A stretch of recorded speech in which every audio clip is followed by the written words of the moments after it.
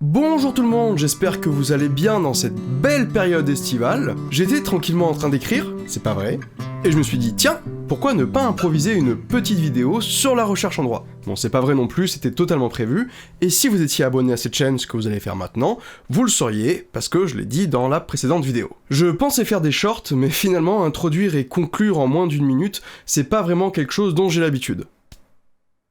Et donc je me suis dit pourquoi pas un autre petit format qui change avec un cadre légèrement différent, et ce n'est absolument pas une idée que j'ai piquée à AstronoGeek. De plus, ça me permet de tester une nouvelle configuration pour la voix, et d'ailleurs vous me direz ce que vous préférez. Est-ce que l'ancienne version est un peu mieux, ou est-ce que celle-ci est plus plaisante? J'espère qu'elle est plus plaisante. En plus, ça me permet de faire des trucs trop cool, genre ça, là, comme ça. Bref, nous allons y aller. Et même si j'ai pas tout scripté exactement, d'ailleurs j'espère que ça ne partira pas dans tous les sens.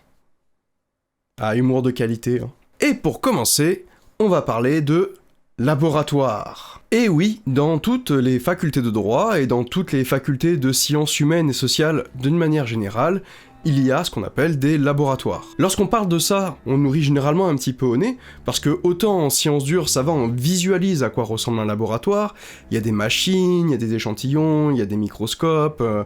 il y a des souris, tout un tas de trucs, il y a tout un tas d'éléments qui vient à l'imaginaire tout de suite, tandis que lorsqu'on évoque un laboratoire en sciences humaines et sociales, généralement, enfin en tout cas à moi, on me répond énormément « Ah ouais, vous faites quoi? Vous analysez des livres au microscope ?» Rassurez-vous, on est très loin de ressembler à ça. Monsieur, les résultats des analyses sont arrivés.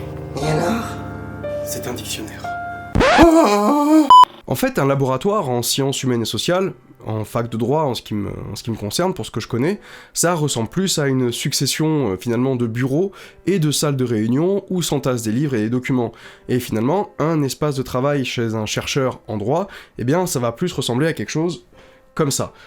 Car oui, les analyses et les démonstrations que nous effectuons ne sont pas liées ou très très rarement à quelque chose de matériel, mais c'est souvent une démonstration ou une expérimentation qui est avant tout intellectuelle. On croise des données, on croise des théories, on croise des éléments liés à la pratique juridique ou encore à la pratique institutionnelle, mais évidemment, on ne va pas analyser un élément, un échantillon de quoi que ce soit.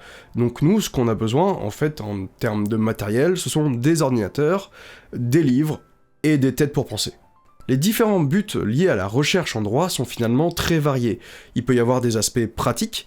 Par exemple, un collègue qui travaille sur le droit du sport est en train de voir s'il ne peut pas développer une classification autre que ce qui existe sur les atteintes aux droits de l'homme pour les fédérations sportives internationales, afin de voir dans quelle mesure elles pourraient engager leurs responsabilités.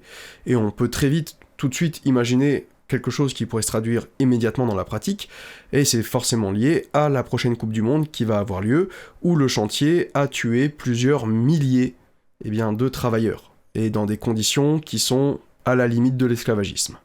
L'objectif, il peut être également purement théorique.